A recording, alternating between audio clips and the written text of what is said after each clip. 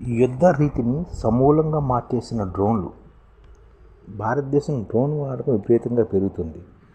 ఇప్పుడు సైనిక సంపద కీలకంగా ఈ డ్రోన్ వ్యవస్థ ఆధునిక వ్యవస్థగా రూపాంతరం చెందింది. దీని గురించి ఒకసారి చూద్దాం.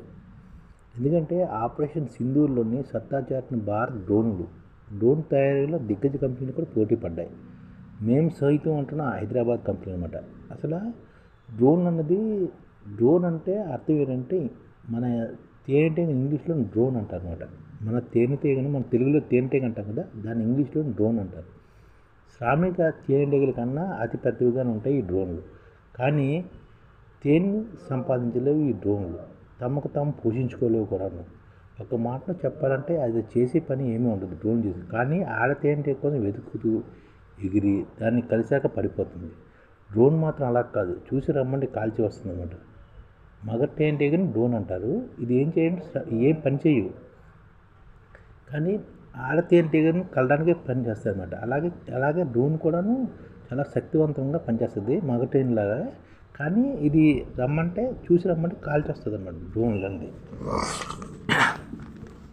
మొదటి ప్రపంచ యుద్ధంలో బ్రిటన్, అమెరికా రెండు తొలిసారిగా యుఏవి అంటే డ్రోన్ లాంటి ప్రయోగాలు చేశాయి.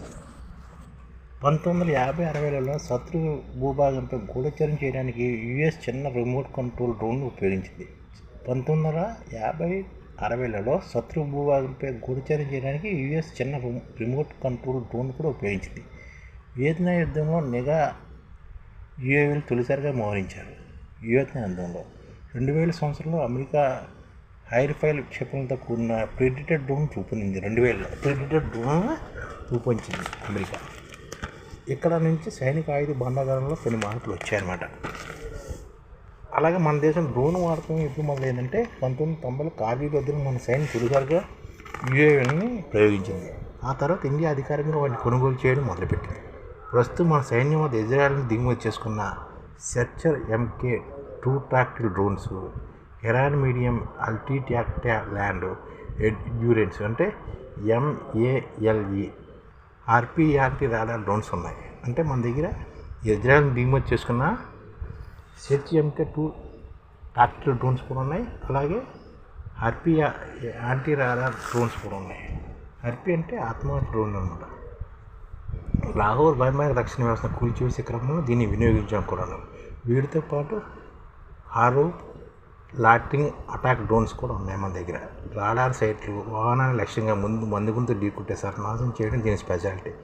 దీంతోపాటు అధిక మన్నిక పేలోడ్ సంబంధించి కలిగిన ఇజ్రాయెల్ MALE డ్రోన్లు HERA-CTP Mark II కూడా మన దగ్గర ఉన్నాయి. ఇలాంటి డ్రోన్స్ మన దగ్గర ఉన్నాయన్నమాట. ఇలాంటన్నిటిలో మన ఇండియా కంపెనీ చేస్తాం. డ్రోన్ తయారీలు ప్రస్తుతం దేశంలో 550 కంపెనీలు ఉన్నాయి. ఇందులో 100 పైగా సంస్థలు ప్రత్యేకంగా రక్షణ రంగం కోసం పనిచేస్తున్నాయి. పలు కంపెనీలు విదేశీ సంస్థలతో చేతులు కలిపాయి.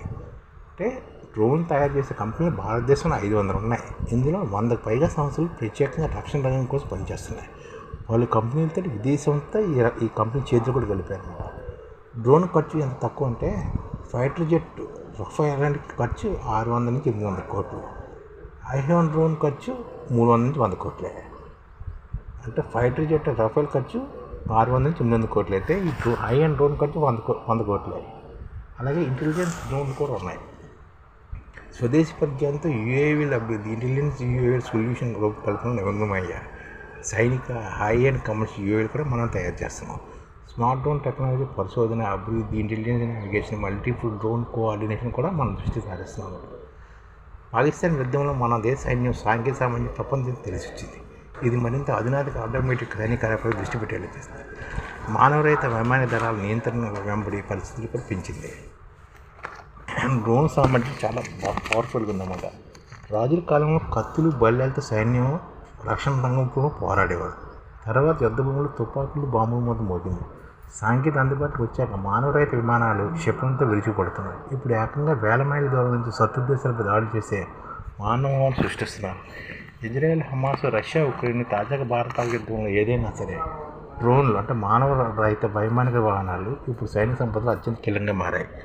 పెళ్ళిలోని వేడుకల్లో ఫోటోలు, వీడియోలు తీసే డ్రోన్లు మాత్రమే చాలామందికి సుపరిచితం. కానీ డ్రోన్ అంటే అంతకు మించి.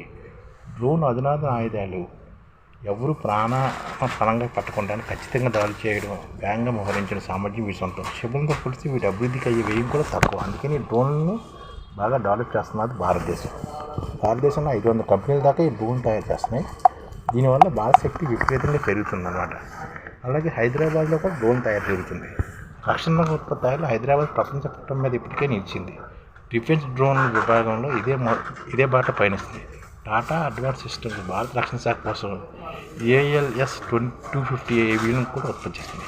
Adani Elbit advance system India Hermes 300 UAVలను కూడా తయారు చేస్తుంది. రక్షణ రంగం కావాల్సిన కీలక యంత్ర పరికరాలు కూడా 7 దశాబ్ద చరిత్ర కలిగిన హైదరాబాద్ సంస్థ SEE ఇండస్ట్రీకి చెందిన టెక్నోవేట్ సెనర్జీ టెక్నాలజీస్ చిన్న UAVలను హైబ్రిడ్ డ్రోన్ కూడా సరఫరా చేస్తుంది. ఆయుధాలను మోసుకెళ్లే UAVలను ఇండియన్ ఆర్మీకి అందిస్తుంది కూడా.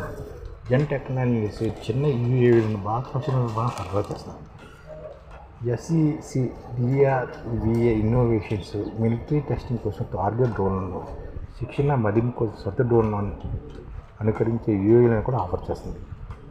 మారుత్ డ్రోన్ రక్షణ పరిశ్రమ అవసరాలకు అనుగుణంగా డ్రోన్లను అభివృద్ధి చేస్తుంది. టీహబ్ టీవర్స్ట్ అనే కొన్ని స్టార్టప్స్ ఈ సెగ్మెంట్ కూడా రానున్నాయి. భారత్ ఎలక్ట్రానిక్స్, హిందుస్థాన్ ఏరోనాటిక్ తయారీ భాగస్వామిగా DRDO రుస్తుం 2 డ్రోన్స్ కూడా అభివృద్ధి చేసింది. దక్ష UAV ఇండియా ఫోర్జ్ వంటివి కూడా హైదరాబాద్ కార్యక్రమాలు సాగిస్తున్నారు.